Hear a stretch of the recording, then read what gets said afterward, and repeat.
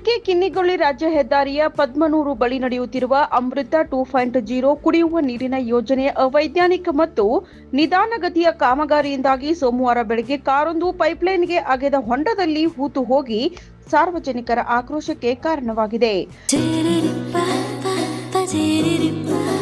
ಪರಿಶುದ್ಧ ನಂದಿನಿ ಹಾಲಿನಿಂದ ತಯಾರಿಸಿದ ನೈಜ ನಂದಿನಿ ಐಸ್ ಕ್ರೀಮ್ಸ್. ಪದ್ಮನೂರು ಬಳಿ ಕಳೆದ ಕೆಲವು ದಿನಗಳಿಂದ ಅಮೃತ 2.0 ಕುಡಿಯುವ ನೀರಿನ ಯೋಜನೆಯ ಪೈಪ್ಲೈನ್ ಕಾಮಗಾರಿಯು ನಿಧಾನವಾಗಿ ನಡೆಯುತ್ತಿದೆ. ರಸ್ತೆ ಬದಿಗಳಲ್ಲಿ ಅಗೆದ ಹೊಂಡಗಳನ್ನು ಸರಿಯಾಗಿ ಮುಚ್ಚದೆ ಬಿಡಲಾಗಿದೆ. ಇದೇ ಹೊಂಡದಲ್ಲಿ ಕಾರೊಂದು ಹೂತು ಹೋಗಿದ್ದು ಚಾಲಕ ತೀವ್ರ ತೊಂದರೆಯನ್ನ ಅನುಭವಿಸಿದ್ರು. ಕೂಡಲೇ ಸ್ಥಳೀಯರ ಸಹಾಯದಿಂದ ಹಗ್ಗ ಕಟ್ಟಿ ಪಿಕಪ್ ವಾಹನದ ಮೂಲಕ ಕಾರನ್ನ ಹೊರತೆಗೆಯಲಾಯಿತು.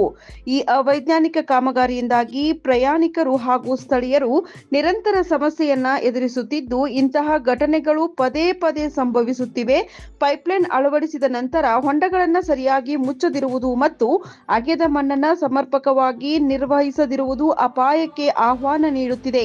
ಅಲ್ಲದೆ ಹೆದ್ದಾರಿ ಬದಿಯಲ್ಲಿ ಎಲ್ಲೆಂದರಲ್ಲಿ ಭಾರೀ ಗಾತ್ರದ ಪೈಪ್ಗಳನ್ನು ಅವ್ಯವಸ್ಥಿತವಾಗಿ ಹಾಕಲಾಗಿದ್ದು ವಾಹನ ಸಂಚಾರಕ್ಕೆ ಅಡ್ಡಿಯಾಗಿ ಅಪಘಾತಗಳಿಗೆ ಕಾರಣವಾಗುತ್ತಿದೆ. ಸಂಬಂಧಪಟ್ಟ ಅಧಿಕಾರಿಗಳು ಕೂಡಲೇ ಗಮನ ಹರಿಸಿ ಸೂಕ್ತ ಕ್ರಮ ಕೈಗೊಂಡು ಕಾಮಗಾರಿಯನ್ನು ಶೀಘ್ರವಾಗಿ ಮತ್ತು ವೈಜ್ಞಾನಿಕವಾಗಿ ಪೂರ್ಣಗೊಳಿಸಬೇಕು ಎಂದು ಒತ್ತಾಯಿಸಿದ್ದಾರೆ.